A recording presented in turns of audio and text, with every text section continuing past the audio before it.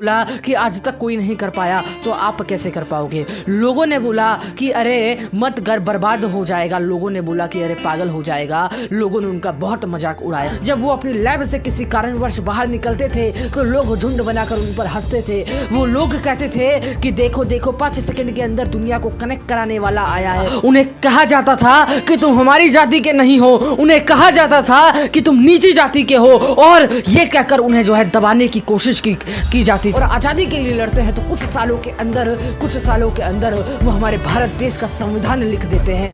आप जब भी कोई नई शुरुआत करोगे लोग हंसेंगे आप पर, आपका मजाक उड़ाएंगे, लेकिन एक बात याद रखना, ये जग जिस पर हंसा है उसने इतिहास रचा है। एक बार एक व्यक्ति ने बोला कि मैं एक ऐसा डिवाइस बनाऊंगा, एक ऐसा यंत्र बनाऊंगा जिससे आप पूरे एशिया से लेकर यूरोप तक सिर्फ और सिर्फ 5 सेकंड के अंदर किसी से भी बात कर पाओगे। तो लोगों ने उनका मजाक उड़ाया। लोगों ने बोला कि आज तक कोई नहीं कर पाया तो आप कैसे कर पाओगे। लोगों ने बोला कि अरे मत कर, बर्बाद हो जाएगा। लोगों ने बोला कि अरे पागल हो जाएगा। लोगों ने उनका बहुत मजाक उड़ाया। लोगों ने बहुत कुछ उनके बारे में जो है वो कहा, लेकिन उन्होंने खुद की सुनी। उन्होंने लोगों को इग्नोर किया और 2 जून 1875 के अंदर 2 जून 1875 के अंदर उन्होंने इतिहास रचा और टेलीफोन का आविष्कार कर दिया। जी हाँ, मैं बात कर रहा हूँ अलेक्जेंडर ग्राहम बेल की, है ना, जिनके बारे में लोगों ने बहुत कुछ बोला।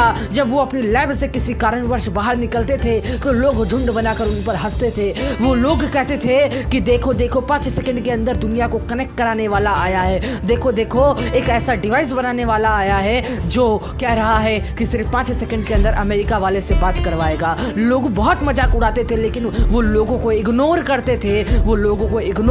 थे। इसी कारणवश उन्होंने 2 जून 1875 के अंदर जो है टेलीफोन का आविष्कार किया और अपना नाम जो है पूरी दुनिया के अंदर रोशन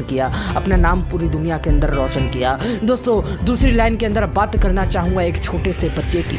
जी हाँ, वही छोटा सा बच्चा जब वो स्कूल पढ़ने जाता था तो उसे ये कहकर भगा दिया जाता था कि तुम हमारी जाति के नहीं हो। उनके साथ जाति का जो है वो का कंपेयर किया जाता था। उन्हें कहा जाता था कि तुम हमारी जाति के नहीं हो, उन्हें कहा जाता था कि तुम नीची जाति के हो, और ये कहकर उन्हें जो है दबाने की कोशिश की जाती थी। उन्हें स्कूल के अंदर बैठकर पढ़ने नहीं दिया जाता था। उन्हें स्कूल के अंदर सीट पर बैठकर पढ़ने नहीं दिया जाता था। ये कहा जाता था कि तुम हमारी जाति के नहीं हो, इसलिए तुम स्कूल की कक्षा के अंदर बैठकर पढ़ नहीं सकते। उन्होंने जैसे तैसे अपनी स्कूली शिक्षा जो है पूरे स्कूल के बाहर बैठकर जो है वो पढ़ाई की, और जैसे तैसे उन्होंने जो है वो स्कूली शिक्षा को कंप्लीट किया। उसके बाद वो भारत देश के बाहर से कई समृद्ध डिग्रियां लेकर वापस जब वो भारत आते हैं और आजादी के लिए लड़ते हैं तो कुछ सालों के अंदर वो हमारे भारत देश का संविधान लिख देते हैं। जी हाँ, मैं बात कर रहा हूँ श्री डॉक्टर बाबा साहब भीमराव अंबेडकर की।